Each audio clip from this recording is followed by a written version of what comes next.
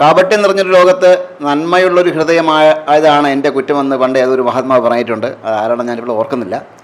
ഏതായാലും നമ്മുടെ ഇപ്പോഴത്തെ സ്വർണ്ണ വിലയൊക്കെ എല്ലാവർക്കും അറിയാം. ഒരു പവന് 1,00,000 രൂപയ്ക്ക് പുറത്ത് പോയിട്ടുണ്ടായിരുന്നു. അങ്ങനെ അത്രയും വലിയ വിലയാണ് ഇപ്പോൾ സ്വർണ്ണത്തിനുള്ളത്.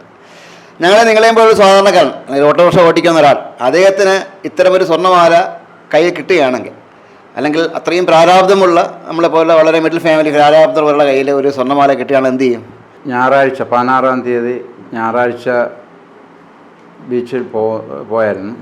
ബീച്ചിൽ പോയിട്ട് തിരിച്ചു മടങ്ങുമ്പോൾ 7:45 8 മണി രാത്രി വണ്ടി പാർക്ക് ചെയ്ത സ്ഥലത്തു നിന്നൊരു ചെയിൻ സ്വർണ്ണമാല കളഞ്ഞു കിട്ടി. അത് പുതിയ റിസോർട്ടിൻ്റെ അടുത്ത് വണ്ടി ഇപ്പോൾ പാർക്ക് ചെയ്യുന്ന ഏരിയയിൽ നിന്നാണ് കിട്ടിയത്. അതപ്പോൾ കിട്ടിയപ്പോൾ സ്വർണ്ണമാണെന്ന് അറിയാൻ രാത്രിയായിരുന്നു.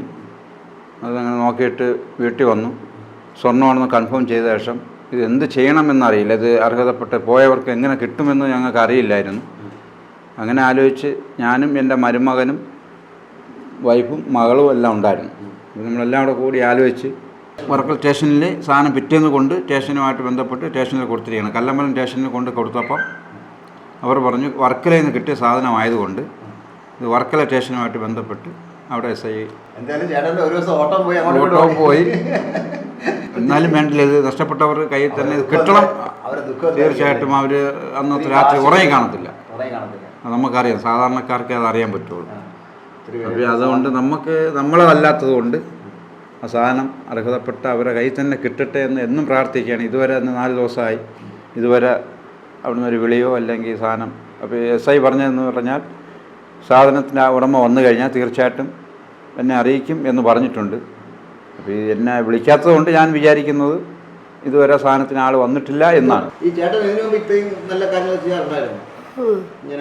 പണ്ട് അങ്ങനെ ആരെയൊന്നും അങ്ങനെ അവരല്ലാത്ത മുതലൊന്നും അവർ അങ്ങനെ അർഹതപ്പെട്ട അല്ലാത്തതൊന്നും എടുക്കത്തില്ല. അവരെ മുതലേ അവർ കഷ്ടപ്പെട്ട മുതൽ മാത്രമേ ആഗ്രഹിക്കുന്നുള്ളൂ.